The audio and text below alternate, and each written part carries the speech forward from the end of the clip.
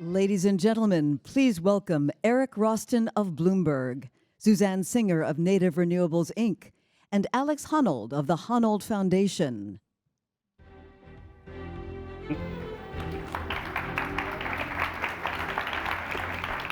Delighted to be here with Suzanne Singer, who is Executive Director and co-founder of Native Renewables, which we will hear all about, and Alex Honnold, whose career can only be described as Alex Honnold's career.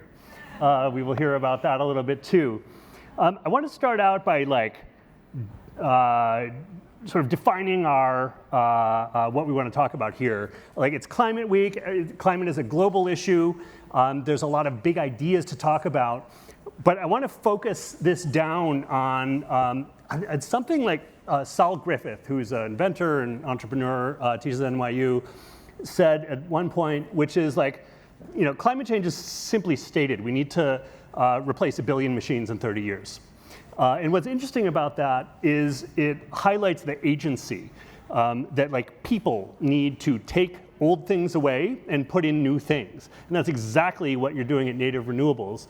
Can you tell us a little bit about the origins of the organization and what you've been up to for the last several years? Yeah, thank you, Yate. So I'm from the community, the Navajo Nation, the Diné Nation. So my grandparents were folks that grew up without electricity, running water, and I think until I was older, I thought that was a completely normal thing, and everyone knew, had family members that didn't have electricity. So kind of some of the origins of Native Renewables is, my background is I'm an engineer. Had a really amazing encounter with the other co-founder of this organization who worked in community, and a lot of conversation around why we were so frustrated that our relatives and our family members, community, still did not have electricity. So if I haven't said already, at least 10,000 families in the southwestern US in the Navajo and Hopi nations still don't have the, I would say, basic essentials or infrastructure that most people have and I think should have. And so from there, the other core, I think, values that we wanted to have was that we invest in our own community members. So meaning we wanted to be the technical people on the ground. We wanted to be the people implementing solutions. We were tired of external entities coming in, dropping technology, parachuting away, and never coming back to maintain equipment. So since then, we are now at 18 staff members. We have installed almost 100 residential units, and hopefully with continued investment, and thanks to Honnold Foundation for their investment as well, we're hoping to scale that up because 10,000 is a long way to go. And then just a little bit of what we do. So we are solar installers. We're training a solar workforce. So we have a technical team with over 50 years of solar experience. And then we are also educators for our communities. So if in the unlikely event people don't know anything about Alex's career, Alex is among the most extraordinary rock climbers that the species has produced, I think. So tell us how you get from your accomplishments in that realm to sitting here helping Native Renewables succeed in its goals in the Southwest. It's kind of a long story, but yeah, so for those that don't know, I'm a professional rock climber, and that a big part of being a climber is traveling on expeditions and climbing around the world. And also a lot of that, I've spent a lot of time just living in my van by myself and reading a lot of environmental nonfiction. And so I founded the Honnold Foundation maybe 10 years ago because I felt like I needed to do, I felt like I had almost a moral obligation to try to do something useful in the world. And I wasn't totally sure what, but I wanted to do something that helped the environment.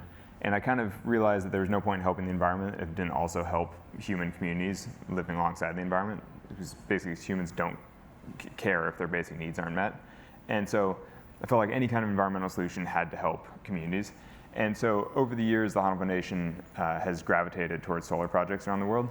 And that's basically because solar so often provides an elegant solution to multiple problems, to both environmental issues and to community-focused issues. And so now we support grassroots organizations like Native Renewables. We support dozens of organizations like Native Renewables around the world every year. giving something like over $2 million in grants each year now to these sorts of organizations, like doing the work on the ground. But yeah, I mean, there's no direct connection to rock climbing, except so much as a climber, you care about the natural world. And when I looked at what the best ways to protect the natural world that are also fair and sort of equitable, that also help fellow humans, they always came back to solar projects. Like everybody bopping around Climate Week this week knows we need more solar than than we currently have, but like the community element is much less discussed, and we all need community too, and like a lot of places don't have it. And so, like, are there lessons from your work that are replicable for other places that want a community-focused way of cleaning up their electricity grid or installing electricity for people who are going to have it for the first time? No, you go first. Okay. Yeah, I think one of the biggest, one thing that Indigenous people have is our culture, which is extremely strong, and we are wealthy in that sense. So the environment of the nation that I grew up in is very rural and remote. So just imagine, I mean, if you've ever seen red rock features in any Western movies, that's a lot of that is in the heart of the nation. So there's a lot of driving remotely, dirt roads. We all have to have 4x4s to do what we do.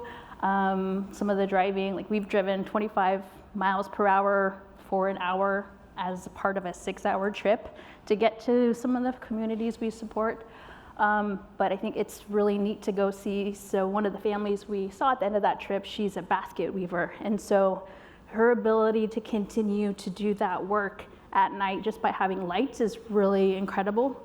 Some of the other, I think, interesting ways that community has come out of this is COVID had a huge impact in disrupting how the nation, the family structure and community structure operates, and so it became a really huge challenge. So to continue being isolated in that way was really foreign to a lot of family members, but really important element was missing was having electricity for refrigeration. So there's I think definitely some things there that tie into the work that we do. But I think overall just allowing those traditional practitioners of our community to continue living the remote life in their hogan, their octagon structure is really valuable, and I think they can do it much easier when their kids can come over and visit and hopefully not spend all night watching TV and draining batteries, but it does help continue to support that family structure as more technology comes into our lives. Yeah, I want to talk about a totally different way of sort of maintaining community or building community. It's something the Honnold Nation has supported projects both in Detroit and in South Memphis. And in some parts of the country, like particularly in areas like that, people can spend up to a quarter of their income on their energy bills, just on their utility bills. And that's money that's basically fleeing the community. That's money that's going to shareholders for, it's like going to Warren. Warren Buffett's not here, is he? But I'm pretty sure Warren, owns a couple of those utilities, and you're like, that is not benefiting their local community. And so when you focus on community solar projects in places like that, it allows people to keep a lot of their money in pocket, which they can then spend in their community for food, gas, whatever. I mean, basically just for living within a place. And so much of what we talk about as sort of esoteric community building basically means keeping money within a community so that people can all stay where they've grown up, like where they were born. So, I mean, I think that's sort of a more subtle way in which something like the Honnold Nation supports community. And how does the foundation help local organizations such as Native Renewables or your project in Detroit? How do you help people find each other and like share experiences and ask questions and receive answers? It's the human element, again, is not something that gets headlines a lot, but there have to be knowledge pathways, and they probably have to be laid down on purpose at this stage of the game. Do you have something to say about this? Yeah, well, I guess on your last comment also, I think the funds to be able to create our own jobs is really important in the community, that workforce development piece, because there's a lot of, it's challenging to run a business in a remote place where you don't really have internet or good cell phone service. So being able to bring that economic piece of it is also really important. We also have the same challenge of money leaving the community and goals to keep it there. But I think one of the valuable experiences, so we have a Living Impact Lab, which came out of, I think, a partnership with you, if you want to share more about it. But I think that is one way we are learning from other grantees in the organization. I think it's really neat to see how different their projects are and how we all impact our communities in different ways.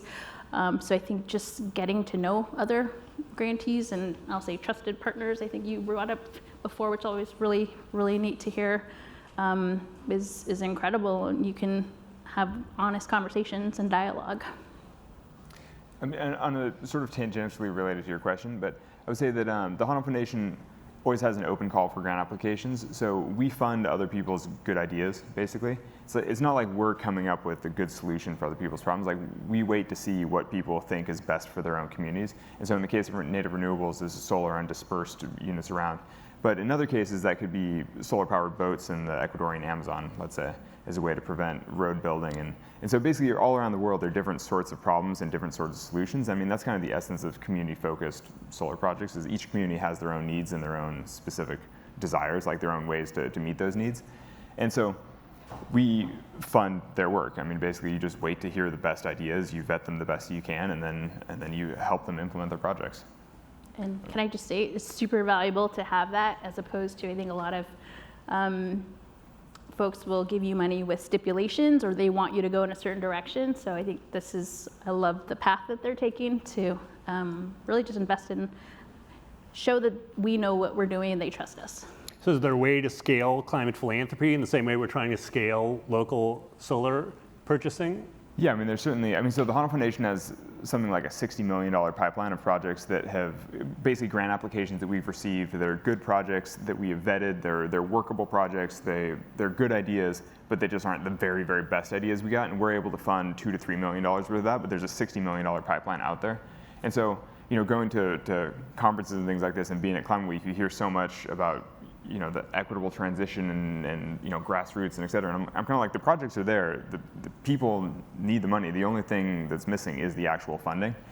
And when you combine that with the fact that most climate philanthropy money goes to sort of big projects, like fusion, or whatever else, you're kind of like, there literally, there are a billion people on Earth without access to power. And even within the US, you have tens of thousands, at least 10,000, 14,000 homes just in the Southwest that don't have access to power. Kind of like, there's this huge unmet need that's already there that we just aren't funding. And there's no real reason that we're not funding it other than the fact that it just kind of slips through the cracks. It's, so from a macro perspective, here's what solar prices have done in the last 10 years, right? And like, it's a crazy story, and like very few people saw it coming. And so, didn't everybody see it coming? Hasn't everybody been saying the solar is just going to keep going down? Well, I'm talking about like 15 years ago. Okay. Yeah. Yeah. Okay. Sorry. But I was like, it's pretty. It's all. We've been lucky that it has been going down for 10 or 15 years. But like, to be in the position that you two have been in for the last 10 years or so, like, what's your experience of that price curve been like? I'll just say briefly, for the Honnold Foundation, we're pretty technology agnostic. So obviously having a price curve like that, seeing solar become cheaper is great, and that means that we can fund more of these sorts of projects. But ultimately, we don't totally care about the technology or like how where panels are made. None of it totally matters. What matters is the communities and making sure that their needs are met in whatever way is most efficient and cheapest. So, I don't know. I'm glad to see solar being deployed more readily, and basically just means that the money can go further and help more people, and that's great, but it doesn't really change the fundamentals of what we're trying to do, which is to meet communities' needs where they are. Yeah, and I guess for us, it's just good equipment can be really expensive. So one of the things, I'll add to this to help give a better picture is, So we only use products that are proven in the field, that have been around for a long time, in terms of some of the equipment. Others, we try to use products that our other solar partners will stand by. So sometimes those aren't always the cheapest. And the big motivation is that we're trying to reduce the maintenance or improve the reliability of the actual equipment. So it's getting better. COVID destroyed our our efforts, though. We had like 9 months wait periods for some of our products. The prices went up. So that was really challenging, and I think we're just now starting to recover from that. The other, I think, perspective that a lot of the rest of the country doesn't have is not using battery storage. I think it's becoming more common, but also it's a huge cost to implementing the projects that we have. So how many projects have you installed so far? Yeah, so we've done nearly 100 residential projects for families and a few community farm projects. And back to the community question, how has that changed, those particular communities where the panels have gone in? Is there envy? Is there, well, what is that? I don't understand what that is. How do you see the community reacting to what it's doing? Yeah, I think the biggest joy that our team has is being there when the family turns the light on. We have elders who would tell us they never thought they would have power in their life. I think some of the more challenging things we're encountering is can we just say how crazy that is? Because this is northern Arizona. You can drive 20 minutes to a fast food place, or this is America. I'm just carry on. Sorry. Mm-hmm. Yeah. Because my first trip to the Navajo Nation to go climbing, we were working on a solar project as well in Monument Valley, which is basically part of where you're talking about. And it was so crazy because it's all these homes that are totally off grid, have never had access to power, and yet, there's suburban Arizona, 30-minute drive away, and you're like, why aren't these places grid connected? But it's crazy. Mm-hmm. Yeah, absolutely. Sorry, I totally apologies. No. But I just feel like it's important to highlight that because, with conferences like this, so much of what we're talking about is rural development, in sub-Saharan Africa and things like that. And I'm like, we're talking about northern Arizona. It's near major airports, and it's all sort of it shouldn't be like that, and that's why I think it's so important to fund these types of projects, especially at the grassroots level, because you're it's just crazy that there's so many pockets on Earth of, I don't know. And we just came from a panel talking about public-private partnerships and funding this kind of equitable transition, and it's no matter what kind of partnerships you have, there are always some communities that fall through the cracks. And in this case, the Hopi and the Navajo nations have just fallen through cracks for 100 years. And that's just, that's where philanthropic money comes in. It's that's the whole point, is to sort of patch some of those cracks a little bit and to meet the needs that just aren't being met through all these other sort of conventional, yeah.